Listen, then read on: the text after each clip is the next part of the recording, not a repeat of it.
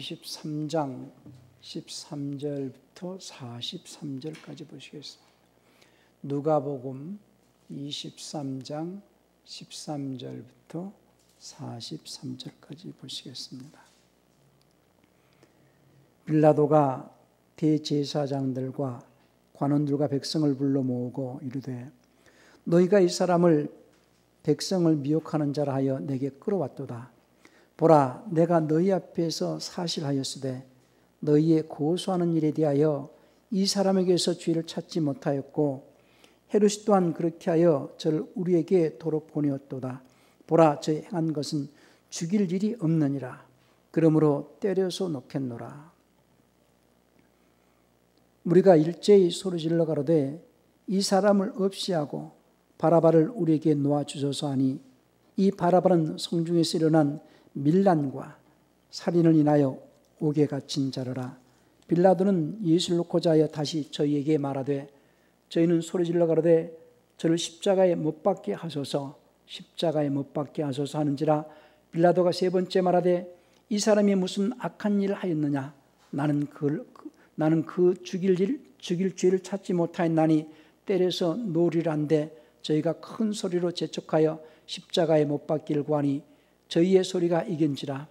이에 빌라도가 저희의 구하는 대로 하기를 언도하고 저희의 구하는 자 곧 밀란과 살인을 인하여 옥에 갇힌 자를 놓고 예수를 넘겨주어 저희 뜻대로 하게 하니라. 저희가 예수를 끌고 갈 때에 시몬이라는 구레네 사람이 시골로서 오는 것을 잡아 그에게 십자가를 지어 예수를 쫓게 하더라.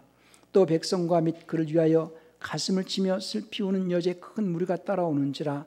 예수께서 돌이켜 그들 향하여 가라사대 예루살렘의 딸들아, 나를 위하여 울지 말고 너희와 너희 자녀를 위하여 울라. 보라, 날이 이르면 사람이 말하기를 수태 못하는 이와 해산하지 못한 배와 먹이지 못한 젖이 복이 있다 하리라. 그때에 사람이 산들을 대하여 우리 위에 무너지라 하며 작은 산들을 대하여 우리를 덮으라 하리라. 푸른 나무에도 이같이 하거든 마른 나무는 어떻게 되리요 하시니라. 또 다른 두 행악자도 사형을 받게 되어 예수와 함께 끌려가니라. 해골이라는 곳에 이르러 거기서 예수를 십자가에 못 박고 두 행악자도 그렇게 하니 하나는 우편에 하나는 좌편에 있더라. 이에 예수께서 가라사대 아버지여 저희를 사하여 주옵소서, 자기 하는 것을 알지 못함이니이다 하시더라.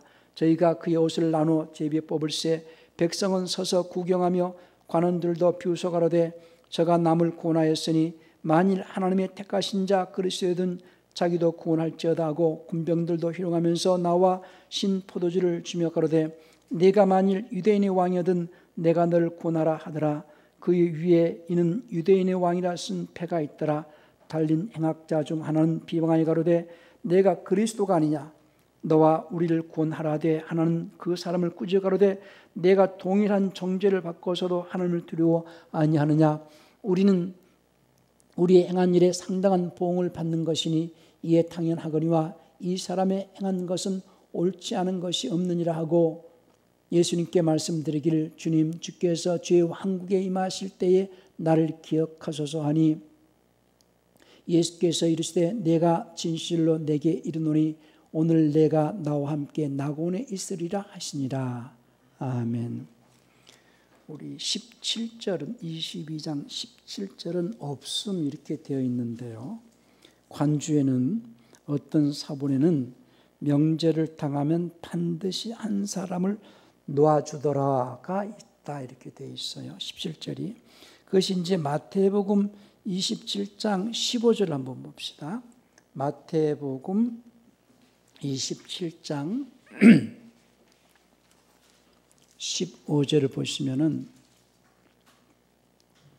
명절을 당하면 총독이 무리의 소원대로 죄수 하나를 놓아주는 전례가 있더니 그때 바라바라는 유명한 죄수가 있는데 이렇게 이제 15절 내용이 여기 17절에 있어야 되는데 17절에는 없음 이렇게 해놨어요. 그걸 참고하시고 제가 42절을 이제 바꿔서 읽었는데 개혁성경에는 개혁이나 개혁개정에는 가로되 예수여 당신의 나라 임하실 때에 나를 생각하소서 하니 이렇게 되어 있을 거예요. 그런데 원래는 주님, 주께서 주님의 나라 임하실 때 나를 기억하소서. 주님 이런 고백을 했다는 거, 그거를 먼저 말씀을 드립니다. 오늘 설교 제목은 강도의 구원이라는 주제로 말씀을 드립니다. 왜 제가 이 주제를 가지고 말씀을 드리냐 하면은, 많은 그리스도인들이 강도가 십자가에서 단순하게 예수님 나를 구원해 주세요 이렇게 생각을 해서 구원받았다라고 생각하는 자들이 많기 때문에, 강도는 어떤 배경에 있어서 어떤 삶을 살았고 어떤 사람이 여기에 이제 예수님이 내가 나와 함께 오늘 낙원에 있으리라 이렇게 말씀하셨는지에 대해서 말씀드리려고 하는 겁니다. 이 사람이 이 세상을 살아갈 때에 중요하게 여기는 것이 사는 거예요. 사는 거. 그래서 사는 일을 다른 말로 이제 살리는 일이라고 말하죠. 사람을 살리는 일. 그래서 가정에서도 살림이 중요하잖아요. 살림이라는 말은 살리는 일을 말하는 거거든요. 살림한다. 가족을 살려내는 일이. 그러니까 굉장히 중요하죠. 대통령이 나라 살림을 하잖아요. 백성을 살려내는 일. 가정에서 살림하는 것이 왜 중요하느냐? 살려내는 일이기 때문에 중요하죠. 그러니까 살려내는 일에서 먹여야 되고 생활을 통하여서 살려내는 일이 중요하다는 거죠. 그러면 신앙인이 가장 중요하게 여기는 것이 살아내려고 하는 거거든요. 살려고 하는 거예요. 사람은 세상을 육체를 입고 이렇게 어머니 뱃속에서 엉리하고 태어나는 순간부터 살려고 태어났거든요. 그러니까 아이들이 엉리하는 것은 다른 말로 배고프니까 살려주세요, 아니면 어디 아프니까 살려주세요 표현 못하니까, 누구나 사람은 태어나면서 살려고 태어났지 죽으려고 태어나는 사람은 아무도 없어요. 사는 게 굉장히 중요한 일이죠. 그런데 이제 살려고 태어난 사람들 가운데는 병이 들어서 죽어가는 자도 있고 어떤 사고로 죽는 자도 있고, 그러나 사고로 죽든 어떤 병으로 죽든 결국은 사람은 육체를 마감하는 그 죽음을 맞이하게 돼요. 살려고 애를 쓰는 자들을 하나님께서는 살려주려고 오신 분이거든요. 그러니까 살려고 태어난 자들이 결국은 육체를 마감하는 죽음으로 끝나는 것이 아니라 죽음 너머에 또 영원히 사는 문제가 있기 때문에, 영원히 사는데 어디서 사느냐? 영원히 천국서 살 것이냐? 영원히 지옥서 살 것이냐? 이 문제가 중요한 문제죠. 그러니까 점진적으로 눈앞에 보이는 그 문제만 가지고 우리가 살아갈 것이 아니라 조금 더 장기적으로 앞으로 어떻게 그러니까 어린아이는 당장 눈앞에 보이는 문제만 가지고 자기가 당장에 자기 즐겁고 자기가 좋아하는 것만을 추구하면서 살아간다면은, 조금 장성하게 되면은 요즘 청년들이 자기 미래를 보고서 염려하고 걱정하고 하잖아요. 자기 미래. 어떤 희망이 있고 어떤 꿈을 가지고 앞으로 나는 잘 될 것이다, 나는 이렇게 행복하게 살 것이다, 그리고 점진적으로 자기가 이렇게 될 것이다라는 그 꿈을 가지고 살아갈 때 결국은 어디까지 우리는 보게 되느냐? 어떤 사람들은 이제 퇴직을 하고 노후를 생각을 하지만 또 이제는 더 나아가서는 어떻게 잘 죽을 것이냐. 그래서 이제 웰다잉도 생각하고, 그런데 그리스도인은 죽고 난 다음에 또 천국에서 어떻게 영원히 잘 살 것이냐, 그거를 바라보고 영원히 살 것을 바라보고 준비하는 생활이 신앙생활이거든요. 그러니까는 예수를 믿는 이유, 그것은 우리는 구원받으려고 믿는다라고 말하지만 결국은 구원이라는 것은 영원히 사는 것을 말하는 거거든요. 영원히 사는 것. 예수님이 오신 것은 우리를 마지막 때에 살리려 오셨다라고 하는 것은 영원히 살리려고 오신 거거든요. 주님께서 말씀하시길, 나는 내 뜻을 행하러 온 것이 아니고 내 아버지 뜻을 행하러 왔다. 내 아버지 뜻은 아들 보고 믿는 자마다 영생 얻는 것이다. 그러면서 내게로 오는 자는 내가 마지막 날에 다시 살릴 것이다. 이런 말씀을 하셨어요. 그러니까 주님은 살리러 오셨다. 살림으로 오셨다. 그 말이에요. 쉽게 얘기해서. 살림으로. 살려내려고 오셨다. 우리 요한복음 6장 38절부터 40절까지 한번 볼까요? 요한복음 6장 38절부터 보십시다. 내가 하늘로서 내려온 것은 내 뜻을 행하려 함이 아니요 나를 보내신 이의 뜻을 행하려 함이니라. 나를 보내신 이의 뜻은 내게 주신 자 중에 내가 하나도 잃어버리지 아니하고 마지막 날에 다시 살리는 이것이니라. 살리러 오셨다는 거죠. 내 아버지의 뜻은 아들 보고 믿는 자마다 영생을 얻는 이것이니 마지막 날에 내가 이를 다시 살리리라 하시고, 그러니까 40절도 그렇게 말씀하시고 그 44절도 나를 보내신 아버지께서 이끌지 않냐면 아무라도 내게 올 수 없으니 오는 그를 내가 마지막 날에 다시 살리리라. 54절에도 말씀하시기를 내 살을 먹고 내 피를 마시는 자는 영생을 갖나니, 이런 말입니다. 영생을 갖나니 마지막 날에 내가 그를 살리리니, 이런 말씀하셨어요. 그러니까 44절 말씀대로 나를 보내신 아버지께서 이끌지 않냐면 아무라도 내게 올 수 없으니, 그러니까 저와 여러분들이 하나님께서 이끄셔가지고 예수님 앞에 나왔다는 거죠. 내가 저절로 나온 것 같고 뭔가 누가 가자고 해서 나온 것 같지만 결국은 하나님께서 그 사람을 통해서 이끄셔가지고 나를 예수님에게로 나올 수 있게 해주셨다라고 주님께서 말씀하셨어요. 그래서 예수님께 나온 자는 내가 그를 마지막 날에 다시 살리리라 할 때 그 마지막 날은 부활 때를 말하는 거거든요. 부활 때를. 그러면은 오늘 십자가의 강도는 부활을 해서 천국 간 것이 아니라 오늘 본 말씀이 마지막 이 강도가 이 십자가에 달려서 주님의 나라에 임하실 때 나를 기억하소서 할 때 주님께서 어떻게 말씀하셨어요? 내가 오늘 나와 함께 낙원에 있을 것이다, 이렇게 말씀을 했죠. 자, 본문을 한번 볼까요?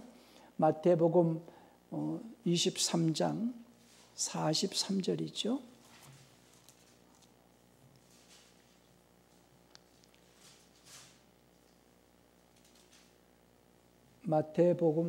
누가복음 23장 43절이죠.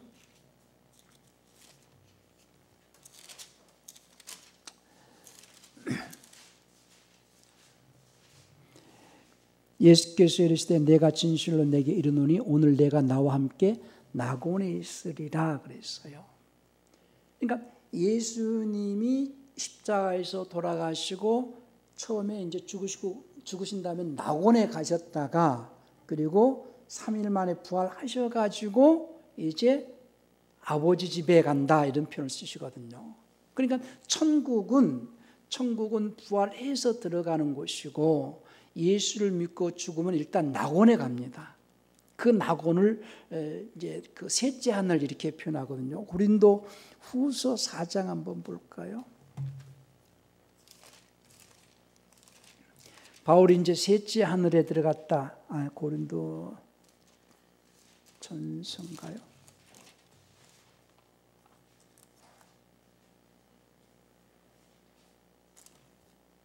고린도 후서 12장인가 4장이라고. 자, 12장입니다. 고린도후서 12장 4절이죠. 자, 12장 2절부터 보십시다. 고린도후서 12장 2절. 내가 그리스도 안에 있는 한 사람을 아노니 14년 전에 그가 셋째 하늘에 이끌려 간 자라. 그가 몸 안에 있었는지 몸 밖에 있었는지 나는 모르거니와 하나님은 아시느니라. 내가 이런 사람을 아노니 그가 몸 안에 있었는지 몸 밖에 있었는지 나는 모르거니와 하나님은 아시느니라. 그가 낙원으로 이끌려가서 말할 수 없는 말을 들었으니 사람이 가 이르지 못할 말이로다. 그러니까 바울이 이제 셋째 하늘까지 이끌려갔다라고 하면서 그 셋째 하늘 다른 편으로 낙원 이렇게 얘기를 했어요. 그래서 오늘 강도가 죽으면 어디로 간다고 나와 함께 있겠다고 말씀하신 낙원에 있다가 예수님을 믿고 죽은 자는 처음에 낙원에 갔다가 낙원에서 부활하고 그 다음에 마지막 때 부활하고 그 다음에 거기서 골라져 가지고 이제 천국으로 올라갈 자가 있고 지옥으로 내려갈 자가 있죠. 그래서 그 부활은 지옥에서 영원히 살아야 하는 영생이 있고 천국에서 영원히 사는 생명의 부활이 있다는 거예요. 그래서 부활은 두 종류가 있어요. 생명의 부활과 지옥에 들어갈 부활. 자, 마태복음 12 요한복음 5장 29절 한번 볼까요? 요한복음 5장 29절 봅시다.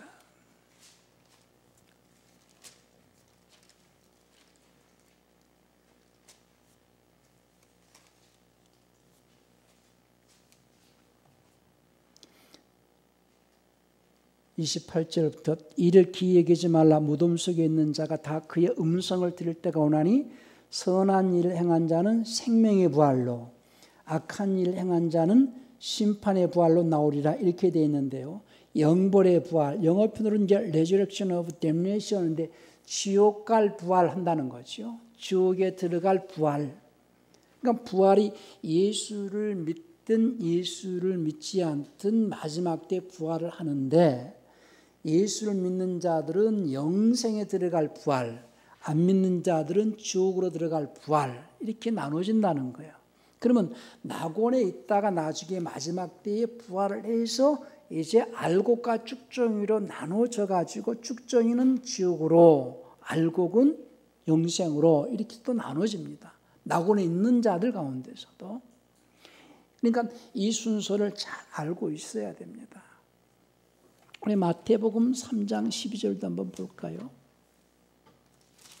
마태복음 3장 12절에서 주님께서 뭐라고 말씀하셨느냐면은 손에 키를 들고 자기의 타작마당을 정하게 하사 알곡은 모아 곡간에 들이고 쭉정이는 꺼지지 않는 불에 태우시리라. 곡식을 타작할 때에 알곡과 쭉정이를 골라가지고 알곡은 곡간에 쭉정이는 꺼지지 않는 불에 태우시리라 할 때에 그 꺼지지 않는 그 불은 지옥을 말하는 거거든요. 그러니까 저는 늘 어떤 책임감을 가지고 목회를 하고 설교하느냐, 하나님께서 여러분들을 핏값 주고 사셔가지고 이제 주담교회에 보내셨어요. 주담교회에 보내신 것은 여러분들을 천국까지 잘 이끌어 갈 수 있도록 하게 하려고 보내셨다고 저는 믿어요. 그래서 사도행전 20장 38절 한번 볼까요? 사도행전 20장 38절에서 너희는 자기를 위하여, 이제 장로들에게 또 목사들에게 하는 얘기입니다. 지금 어떤 온 양떼를 위하여 삼가라. 성령이 저들 가운데 너희로 감독자를 삼고 하나님이 자기 피로 사신 교회를 치게 하셨다.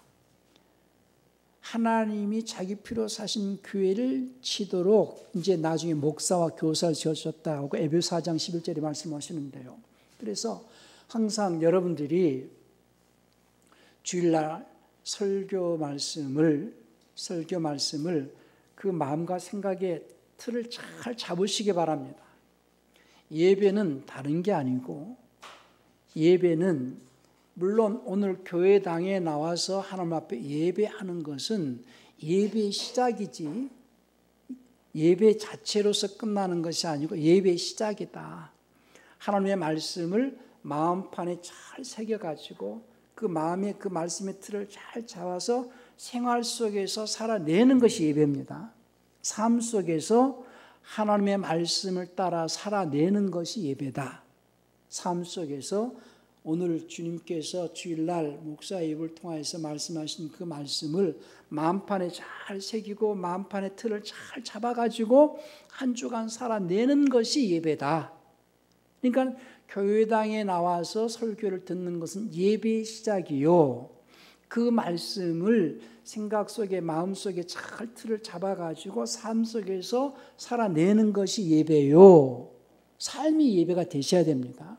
삶이 예배가 되어질 때에 생명이 공급되어지고 삶이 예배가 되어질 때 하나님을 경험할 수 있어요. 병도 나을 수 있고. 그러니까 뭐가 중요하느냐? 첫째는 말씀의 틀을 잘 잡으시라는 거예요. 한 번 듣고 안 되면은 이제 녹음한 것을 갖다가 우리 교회 그 카톡방에다 올려놓을 테니까 거기에 반복해서 듣고, 그리고 설교를 또 주보에다가 정리를 해놨으니까 매일 아침 저녁으로 읽으시면서 말씀의 틀을 마음에 잡아야 돼요. 이 틀이 잡혀 있어야 됩니다. 그리고 그 말씀의 틀에 기초하여서 삶 속에서 살아낼 때에 주님께서 그 삶 속에서 역사하시는 분이시다. 생활 속에서. 그러니까 항상 목사의 설교를 사람의 말로 받지 아니하고 하나님의 말씀으로 받고, 하나님께서 나에게 이번 주간에 이렇게 살도록 명령하신 말씀이다 라고 늘 그 말씀을 기억하고 생활 속에서 살아내면은 그 삶 속에서 삶의 문제들을 하나하나 하나님의 도우심으로 해결해 가면서 하나님을 경험할 수 있다는 겁니다. 그러니까 많은 사람들이 예배를 형식적으로 타성에 젖어서 의식적으로 그냥 예배당에 앉아서 예배 끝나는 그것으로 예배라고 생각하는데, 그것은 종교 의식으로 끝날 수 있어요. 그러나 그 말씀의 틀을 잘 잡고 생활 속에서 그 말씀을 쫓아서 행할 때에, 그 말씀대로 살아갈 때에 생명의 그 말씀이 역사하신다. 그러니까 바울은 데살로니가 전서 한번 볼까요? 1장, 데살로니가 후서입니다. 데살로니가 전서 1장 2장 13절입니다.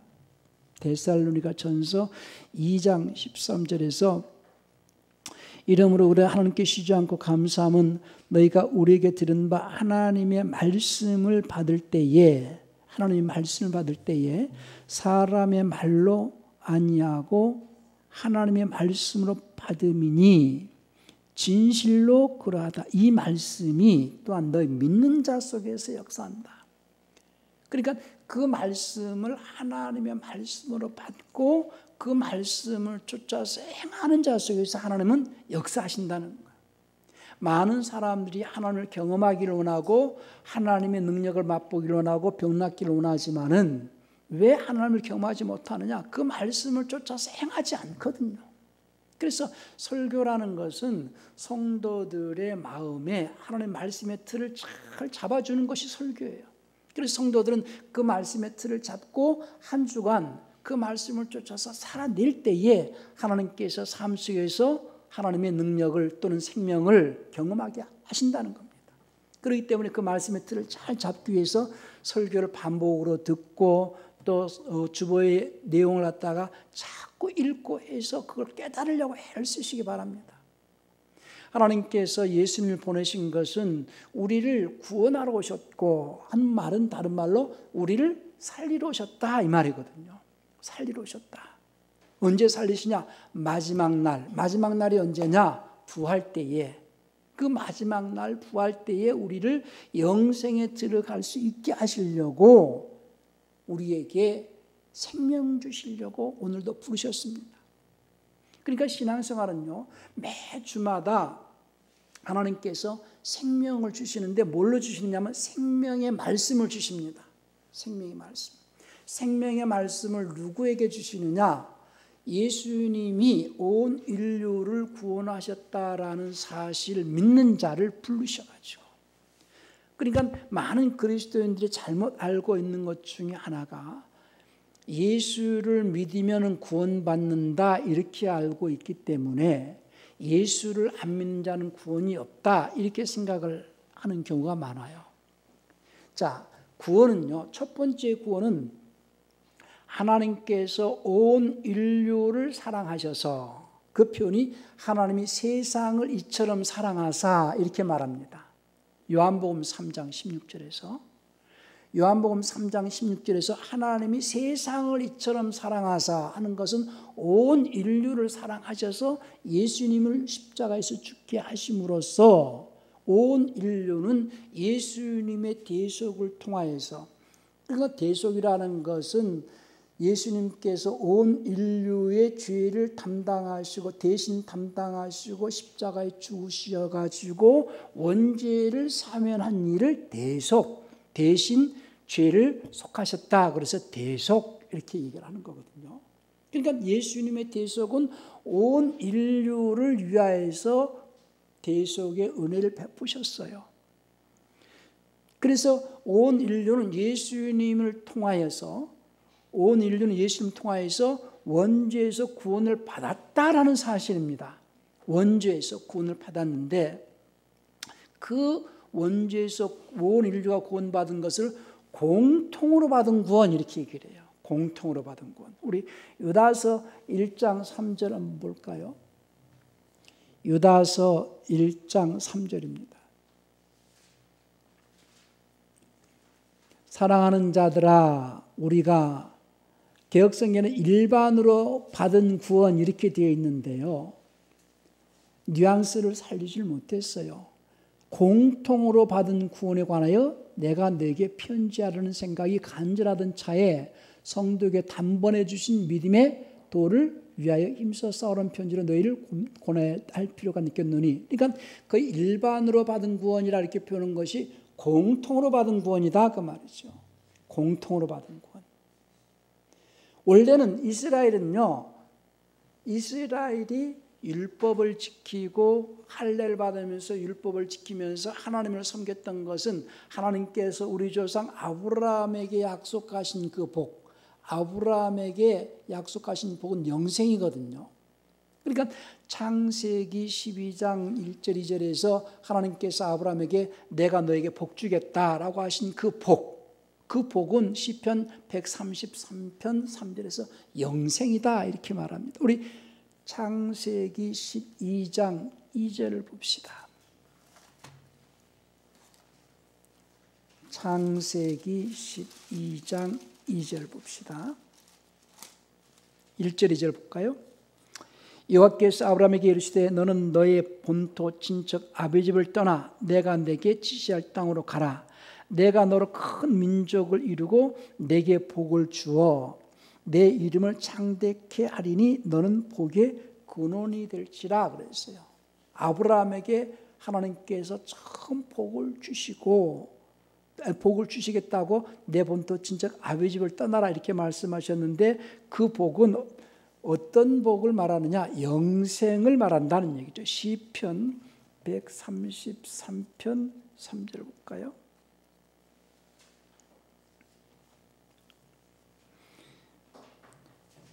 시편 133편 1절부터 보시겠습니다. 형제가 연합하여 동감이 어찌 그리 선하고 아름다운고. 이거는 이제 교회를 말하는 것이고요. 2절에 머리에 있는 보배로운 기름이 수염 곧 아론의 수염을 넣어서 오키까지 내림 같고 헐몬의 이슬이 시온의 산들에 내림 같도다. 거기서 여호와께서 복을 명하셨나니 곧 영생이로다. 그러니까 우리는 보통 아브라함을 믿음의 조상이라고 말을 하는데 왜 아브라함이 믿음의 조상이냐 하면은 하나님께서 창세기 17장 7절에서 처음으로 하나님께서 아브라함과 계약을 맺으면서 복 주시겠다고 했거든요. 보통 일반 사람들이 생각하는 그 복은 이 땅에서 어떤 물질을 많이 소유하고 좋은 환경을 얻고 건강하고 또 명예를 얻고 어떤 권력을 잡는 것을 복이라고 생각을 했는지 모르겠지만 성경에서 말하는 예수를 믿는 자들이 알아야 할 그 복은 영생이라는 사실입니다. 예수를 안 믿어도 부자로 살 수 있고 명예나 권력을 얻을 수 있고 대통령도 할 수 있고 할 수 있어요. 세상에서는. 그런데 예수님을 모르는 자들이 얻을 수 없는 것은 영생이에요. 예수님을 알아야만 얻을 수 있는 복은 영생입니다. 그래서 성경에서 말하는 복은 영생이다. 영원히 살리는 것이다. 그래서 이스라엘은 영생의 복을 얻고자 왜? 이스라엘은 첫사람 아담이 불순종으로 죽었잖아요. 사망 아래 있다는 거예요. 인류는 첫사람 아담이 불순종한 죄로 인해서 사망 아래 있는데, 사망 아래 있는 자들에게 그 원죄에서 사면을 받고 영생을 주겠다라는 하나님의 약속을 자기 조상 아브라함에게 하나님께서 하셨기 때문에 그 약속에 따라서 이제 할례를 하고 그리고 율법을 지키면서 이제 구원. 그러니까 구원이라는 개념은 첫째 원죄에서 사면받는 것이고, 두 번째 사면받은 자들에게 생명 얻게 하는 것, 영생 얻게 하는 것이 구원이지요. 그러니까 영생을 얻고자 아브라함에게 약속하신 복은 다른 말로는 죄가 사면되어지고 영생을 주겠다는 것이 아브라함에게 하신 약속이고, 그래서 아브라함에게 하신 그 약속대로 언젠가 메시아가 오시면 우리에게 생명 주실 것이다, 영생을 주실 것이다 라는 것 때문에 이스라엘은 율법을 지키면서 할례를 받으면서 율법을 지켰다 그 말이에요. 그러니까 율법을 지킨 행위 자체가 영생이 아니고, 율법을 지키는 이 수고는 언젠가 메시아가 오시면은 생명의 효력이 나타나게 하실 것이다 하는 것 때문에 율법을 지켰다 그 말이에요. 그러니까 율법을 지킨 그 수고의 대가는 언젠가 메시아가 오신다면 생명으로 그 보상을 얻을 것이다 하는 것 때문에 율법을 지켰다 그 말이에요. 이스라엘이. 무슨 말인지 이해가 되셨죠? 그러니까 이스라엘이 율법을 지키는 그 수고의 행위가 언제 효력이 나오게 되어 있느냐? 메시아가 와서 십자가에서 원죄 문제를 해결하는 순간에, 원죄 문제가 사면되어지는 그 순간에 이스라엘은 율법을 지킨 그 행위, 율법을 지킨 행위 수고의 효력이 나오게 되어 있어요. 그렇기 때문에 이스라엘 사람들이 율법을 지키면 누구를 기다리냐? 메시아를 기다리는 거예요. 그리스도를 기다렸다 그 말이에요. 그러니까 이제 십자가 강도 얘기입니다. 이제 많은 그리스도인들이 오해를 하는 게 뭐냐면은, 이 병원에서 죽기 전에 숨 넘어가기 전에 예수님 영접하세요, 믿습니다 하면 영생 얻습니다, 이런 식으로 가르치기 때문에 그걸 갖다가 근거를 어디에 대느냐? 십자가 강도 얘기를 많이 해요. 제가 강의를 하다 보면요, 목사님들이나 질문하시는 분들이 늘 그런 십자가 강도는 어떻게 구원받았냐 이런 얘기를 하거든요. 그래서 오늘 십자가 강도는 어떤 인물이냐? 많은 사람들이 그 십자가에 달린 그 강도가 이방인이라고 생각하는 경우가 많아요. 이방인이 아니에요. 십자가의 강도는 왜 그 당시에 우리가 잘 아셔야 될 게, 십자가형은요, 첫째 로마의 시민권을 가진 자는 십자가형을 시키지 않습니다. 로마의 시민권을 가진 자는 절대 십자가형을 시키지 않습니다. 자유민이 그냥 보통 범죄자가 십자가에 달리는 게 아니에요. 로마에 대적하고 어떤 반란을 일으키면 살인을 하거나 엄중한 죄인을 십자가에 달거든요. 근데 첫째, 이 강도는 유대인이었다라는 사실이에요. 뭘 근거로 그렇게 말씀하실 수 있습니까? 라고 묻는다면 오늘 본문 다시 한번 돌아갑시다. 누가복음 23장 42절에서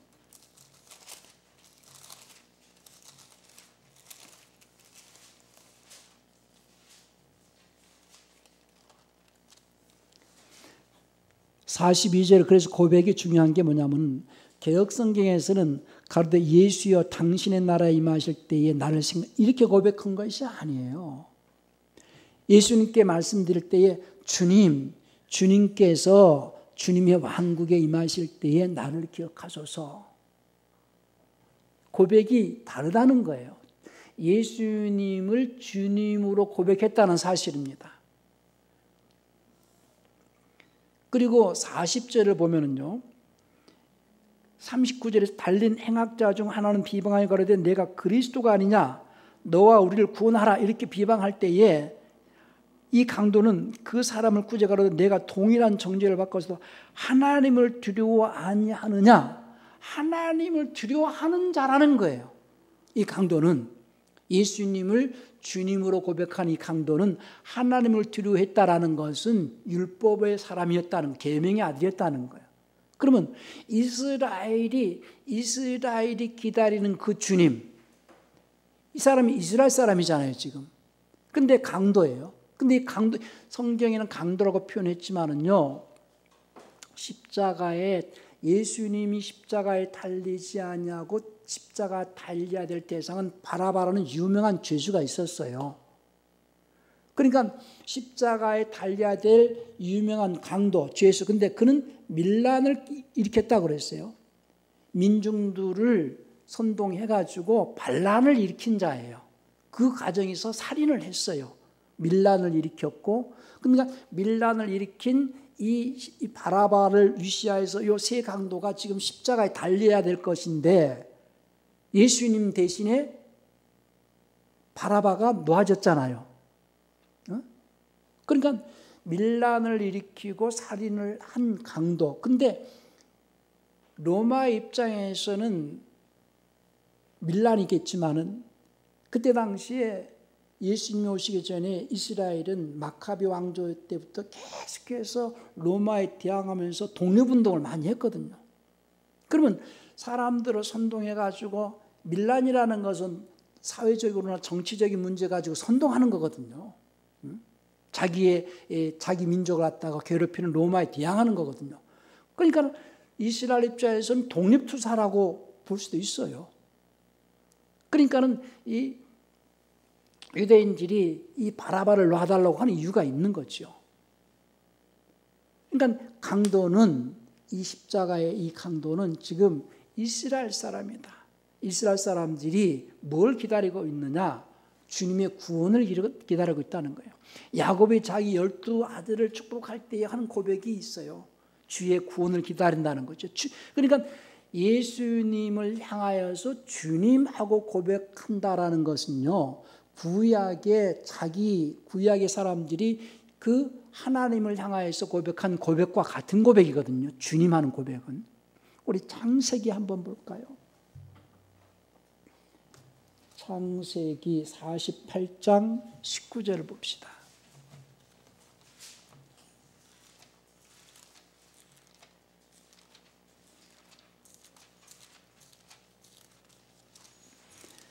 창세기 48장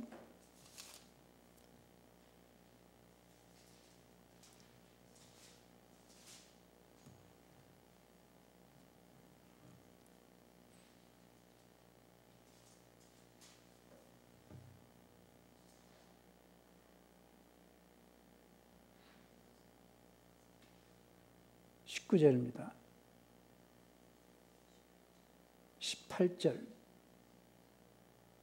근데 이게 지금 49장 18절입니다. 49장 18절에서 개역성경은 여호와여 나는 주의 구원을 기다리나이다 이렇게 되어 있을 거예요. 근데 영어편으로는 로드로 되어 있거든요. 주님, 다른 말로는 주님 이런 고백이거든요. 49장 18절에서 오 주님, 내가 주님의 구원을 기다렸나이다 이렇게 표현되어 있어요. 그러니까 여호와라는 말은 거의가 주님 이렇게 보시면 됩니다. 구약의 사람들이 주님하고 고백했던 사실, 그러니까 하나님 메시아, 오실 그 메시아, 구약의 이스라엘 사람들이 구약에서 여호와여라고 표현했던 그 모든 부분은 주님 이런 고백이거든요. 그러니까 그분을 주님이라고 고백했는데 예수님을 향하여서 이 강도가 주님 이렇게 고백을 했어요. 야곱이 지금 12 아들에게 지금 축복하면서 하는 고백이니까 야곱의 다른 이름은 이스라엘이고, 이스라엘이 기다렸던 그 주님, 예수님이 이스라엘이 그동안 기다렸던 메시아, 예수님을 이스라엘이 기다렸던 그 메시아로 받아들이는 신앙 고백이 지금 이 강도의 신앙 고백이다 그 말이에요. 그러면은 이 강도는 그동안에 남자로서 할례를 받고 율법을 지키면서 언젠가 메시아가 오시면 내 죄를 사해 주시고 생명을 얻게 하실 것이다라는 그 삶을 살다가 이제 밀란을 일으키고 십자가에 달려가지고 옆에 있는 그 분을 주님으로, 그리고 이제 이들은 그 강도, 한쪽 강도는 그래, 내가 그리스도가 아니냐, 그리스도라면은 이런 고백을 하거든요. 그러니까 예수님이 오병이의 이적을 행하시면서 이스라엘에 많은 소문이 있었잖아요. 소문을 들었고, 또 예수님께서 내 나라는 여기에 속하지 않고 만약에 내 나라가 여기에 속하였더라면은 내 후사에 있는 사람들이 날 이렇게 잡히게 놔뒀겠느냐, 예수님에 대한 소문도 들었을 것이고, 그런데 그리스도라는 그 확실한 고백을 하는 것이 주님, 이렇게 고백을 한다는 거죠.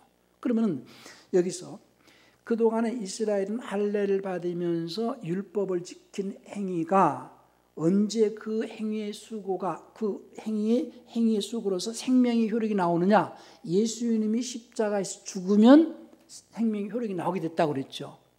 그러니까 강도는 자기가 지금까지 율법을 지킨 행위의 수고를 예수님을 만나는 순간에 낙원에 들어갈 수 있게끔 되어졌다라는 거죠. 그런데 예수님 이웃 사람들은요, 지금부터가 중요합니다. 예수님 이웃 사람들은 율법이라는 것은 예수님이 십자가에서 대속을 이루셔야 율법의 효력이 나오게 있는 법이 율법이에요. 그렇기 때문에 그들이 율법을 지키면서 메시아를 기다리는 이유가 거기에 있는 거예요. 생명을 기다려. 그러니까 이제 히브리서에 보면은 그들이 율법을 지키면서 믿음으로 살아갈 때에, 나그네 길로 살아갈 때 그들에게 약속된 것은 받지 못했지만은 많은 그 표적과 증거는 받았다, 그런 말을 하거든요. 우리 그 히브리서 11장 1절 한번 볼까요?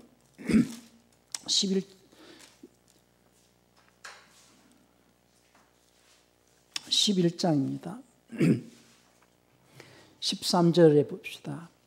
이 사람들은 다 믿음을 따라 죽었으며 약속을 받지 못하였으되, 이 편보다도 약속된 것을 받지 못하였으되, 그게 약속된 게 뭐냐? 아브라함에게 주시겠다고 하신 영생이거든요. 아브라함 때에 하나님께서 주시겠다고 하신 약속, 복 주겠다는 약속, 곧 영생을 받지 못하였다는 말이죠. 그리고 이제 결론이 그겁니다. 11장 39절에서 이 사람들이 다 믿음으로 말미암아 증거는 받았어요. 광야에서 여러 가지 그 능력을 받죠. 홍해를 건너고 이 간조한 땅을 지나면서 증거는 많이 받았으나 약속된 것을 받지 못했다 할 때, 그 약속된 게 뭐냐면 영생이거든요. 그래서 약속을 받지 못하였으니 이렇게 됐지만, 그건 약속된 것을 받지 못하였으니 이렇게 표현해 줘야 됩니다. 그러니까 영생은 언제 영생을 언제 받게 되느냐? 메시아가 오셔야만이 율법을 지킨 생명의 효력을 보게 돼 있어요. 그런데 예수 이웃 사람들은 바로 이제 그 생명의 효력이 나타나게 하는 법을 받은 거예요. 그걸 갖다 다른 말로 생명의 말씀, 이렇게 얘기하거든요. 그래서 사도행전 5장 20절을 봅시다. 사도행전 5장 20절에서 베드로가 감옥에 gat혔는데 천사가 와가지고 베드로를 감옥에서 이렇게 풀어놔요. 그리고 이제 그 베드로에게 하는 말이 뭐냐면은, 천사가 이 성전에 서서 이 생명의 모든 말씀을 백성에 전하라. 생명의 모든 말씀, 생명의 말씀을 전하라는 거죠. 그래서 그 생명의 말씀을 다른 말로는 신약에 와서는 그리스도의 법 또는 믿음의 법, 이렇게 얘기합니다. 자, 율법은 모세가 줬기 때문에 모세의 법, 이렇게 얘기하고요. 이스라엘 사람들은 율법을 지켰으나 율법을 지킨 그 행위의 수고는 메시아가 오셔서 죄를 사면해야지만 효력이 나오죠. 그러니까 예수가 오셔서 구원하셔야만이 생명의 효력이 나오게 되어 있어요.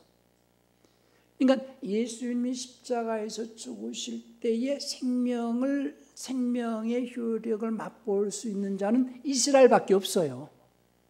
그런데 이제 예수 이웃 사람들은 모든 인류를 다 구원을 해놓고 모든 인류를 구원을 다 해놨어요. 그걸 갖다 공통으로 받은 구원이라고 그래요. 예수를 믿든 예수를 믿지 않든 하나님께서 무조건적으로 사랑을 베푸셔서 십자가의 독생자 예수님이 죽게 하심으로써 온 인류가 구원을 받았어요. 근데 그 구원받은 자들이 멸망하지 않게 하시려고 영생을 주시는데 그 영생은 영생의 말씀으로 주신다 그 말이에요. 그 영생의 말씀을 내가 마음에 받아가지고 그 말씀에 순종하는 자에게 성령께서 생명의 영을 공급해 주심으로 그 생명의 영에 의해서 생명이 공급되어지면 이제 변화를 받게 되어 있습니다. 변화를 받게 되어 있어요. 그래서 너희는 이 세대를 본받지 말고 마음을 새롭게 함으로 변화를 받아 하나님의 선하시고 기뻐하시고 완전하신 뜻이 무엇인지 삶 속에서 자꾸 드러내려고 애를 써라. 그래서 그 생명을 공급받는 삶을 살면서 날마다 하나님을 경험하라는 거예요. 그것을 다른 말은 구원을 이루어가라 이런 말이거든요. 구원을 이루어가라. 그래서 이제 빌립보서 2장 12절에서 너희가 나 있을 때뿐 아니라 나 없을 때도 두렵고 떨림으로 구원을 이루라 이렇게 얘기를 하는 거예요. 시간이 다 돼가지고 더 말씀을 안 드리겠는데 이 틀이 잡혀져 있어야 됩니다. 많은 그리스도인들이 그냥 믿으면은 예수를 믿으면 구원을 받았다라는 그런 사고로서 교회당만 드나드는데 그게 아니고요. 당신이 구원받았다라고 알고 있는 그 구원은 예수를 안 믿는 사람들에게도 하나님께서 베푸신 구원이다. 예수를 믿든 예수를 믿지 않든 십자가에서 인류를 위해서 예수님이 독생자 예수님이 모든 인류를 구원하셨다. 그러나 구원받은 자들마다 구원받았다는 것을 아는 자들마다 멸망하지 않게 하시려고 영생의 말씀을 주신다. 그 영생의 말씀을 주시려고 이제 불러서 나온 무리가 교회거든요. 그래서 구원하신 그들을 거룩한 부름으로 불렀다라는 거예요. 우리 디모데후서 1장 9절 한번 볼까요? 디모데후서 1장 9절 봅시다. 디모데후서 1장 9절 봅시다. 하나님께서 우리를 구원하시고 거룩한 부르심으로 부르신 것은 우리의 행위에 따른 것이 아니요 자신의 목적과 은혜에 따른 것이라. 이 은혜는 세상이 시작되기 전에 그리스도 안에서 우리에게 주신 것이다 그랬어요. 디모데후서 1장 9절입니다. 그래서 우리를 부르시고 그러니까 온 인류를 구원하시고 이제 부르시고 부름받고 나온 자들이 교회고 부름받고 나온 자들에게 멸망하지 않게 하시려고 생명의 말씀을 주시고 생명의 말씀을 받는 자들은 그 말씀에 순종할 때에 생명의 영이 생명을 공급받고 생명이 공급받은 변화가 일어나고 변화가 일어나는 것을 갖다가 새롭게 태어난다는 거죠. 그래서 날마다 변해져 가라는 거예요. 날마다 새롭게 변해져 가라는 거예요. 그것을 다른 말 구원을 이루어가는 삶이다. 신앙생활은 구원을 두렵고 떨림으로 구원을 이루어가는 생활이 신앙생활입니다. 강도 마냥 십자가에서 믿습니다 해서 구원받다라고 생각하면 안 된다는 거예요. 이미 그 강도는 율법을 지금까지 지키다가 이스라엘 민족을 위해서 그렇게 밀란을 일으켰지만은 그 십자가에서 예수를 만났기 때문에 그리고 예수님을 주님으로 고백했고 하나님을 두려워하는 마음으로 그가 삶을 살아왔다는 사실을 기억하셔야 된다는 거죠. 그래서 율법을 지킨 행위의 수고는 예수님을 만났을 때의 생명의 효력이 나오지만 지금 시대 사람들은 하나님의 말씀 곧 율법이 하는 믿음의 법이고 그 말 갖다 그리스도의 법이라고 그러거든요. 그리스도의 법을 지키는 그 순간에 성령으로 말미암아서 생명을 맛보게 돼 있다 그 말이에요. 그래서 신앙생활 생명을 맛보면서 날마다 두렵고 떨림으로 구원을 이루어가는 생활이 되어야 된다라는 것을 기억을 하시기 바랍니다. 우리 빌립보서 2장 12절하고 한번 보고 맞추도록 그렇게 합시다. 빌립보서 2장 12절에서 그러므로 나의 사랑하는 자들아 너희가 나 있을 때뿐 아니라 독 지금 나 없을 때에도 항상 복종하여 두렵고 떨림으로 너희 구원을 이루라 그랬죠. 지금 빌립보 교회에 편지를 하는 겁니다, 바울이. 그러면서 1장 19절에서도 이것이 너희 강구와 예수 그리스도의 성령의 도우심으로 내 구원에 이르게 할 줄 아는 거로 바울도 구원을 이루기 위하여서 애를 썼다는 사실입니다. 십자가의 강도가 그냥 아무 신앙생활도 안 하고 그냥 그 십자가에 달렸을 때에 예수님을 만났기 때문에 구원받았다 그렇게 생각하지 않기를 바랍니다. 십자가의 강도는 자기가 유대인으로서 하나님을 두려워했고 구원을 기다렸고 예수님을 주님으로 고백했고 율법에는 자기가 열심히 내었기 때문에 밀란에 동참했고 이렇게 봤다라고 저는 생각을 합니다. 우리 사는 성도들이 그냥 타성에 젖어서 믿습니다, 그냥 믿기만 하면 천국 간다 이렇게 생각하지 않기를 바라고 늘 말씀을 쫓아서 행함으로써 구원을 이루어가는 삶을 살아내시기를 예수님 축원합니다. 우리 시간 통성으로 기도하실 때에 늘 주님의 은혜 가운데서 살아가는 저희들 주님의 인도하심 가운데서 구원을 이루어가는 삶을 살기를